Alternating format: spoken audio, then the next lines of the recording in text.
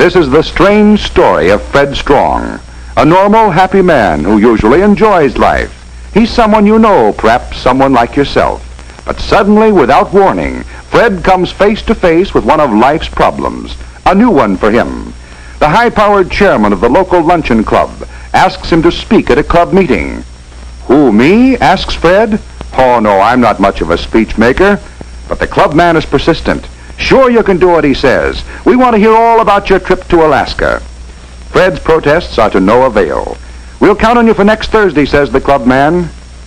And he's gone. Fred, whether he likes it or not, is committed to make a speech. Fred's trapped. He feels as if he just agreed to make a parachute jump or ride a rocket to the moon. And this is just the beginning. For Fred is on his way to all the terror, all the worry, all the pain of an ailment commonly known as stage fright. As time passes and Thursday approaches, Fred will be jolted from his reading by the awful recollection that the day is near.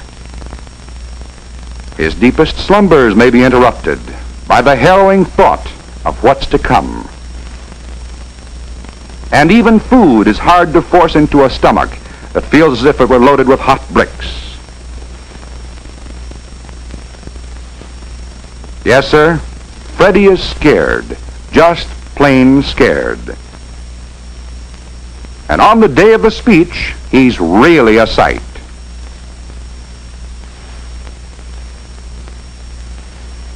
The Toastmaster gives a glowing account of Fred's experience as a traveler and of his upstanding qualities as a man. He mentions how Fred is considered a leader of the community and how proud he is to introduce him.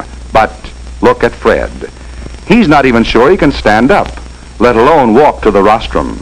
He's trembling and weak in every joint. His feet are cold. His hands are hot and shaky. And Fred wishes he were someplace else. Diagnosis? Stage fright. Yes, and Fred's ailment is common to you. To you. And to you. Yes, you've all had stage fright, and you know how bad it can be. But what can you do about it? First, you must recognize stage fright for what it is. Stage fright is fear.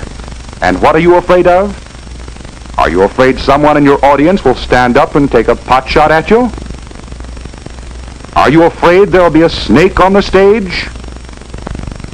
Or that you will fall off the platform? No, you're afraid of what people will say and think about you as you stand before them. You're afraid of their ridicule.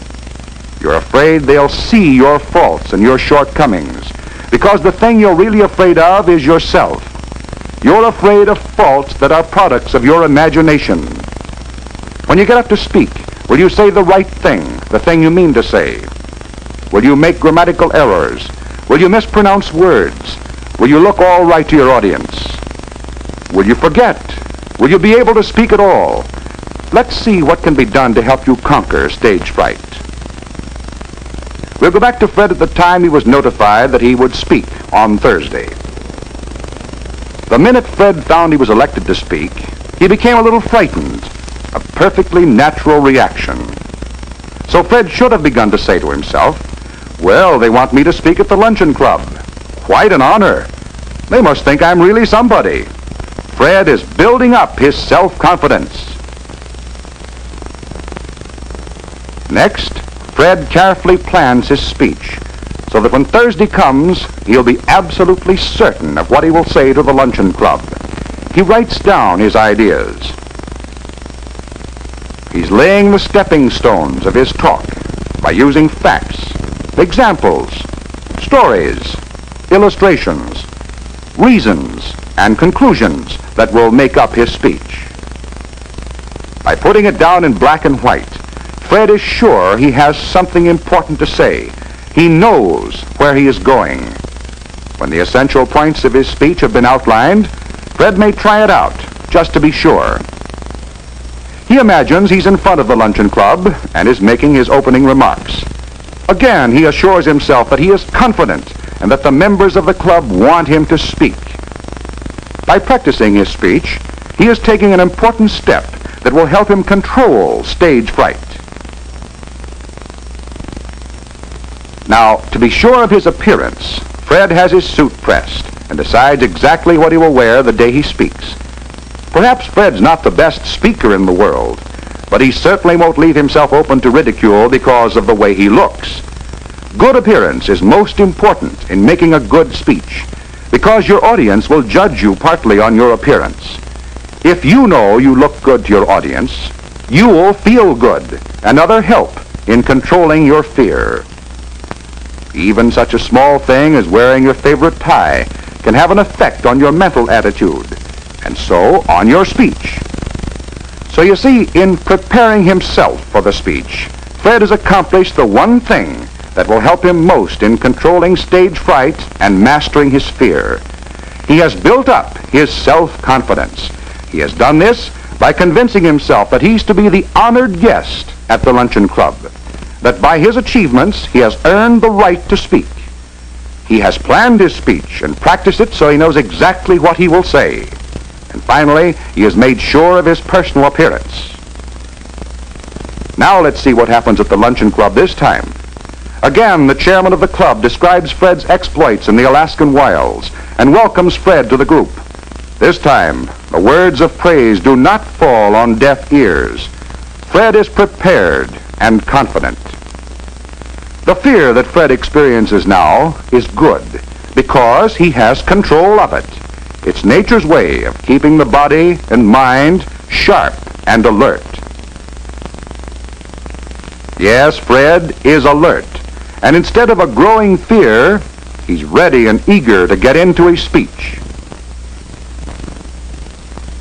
The introduction completed, Fred walks to the speaker's position with confidence, and although his legs may be a little shaky, he starts his talk with the same forceful words he planned in his office.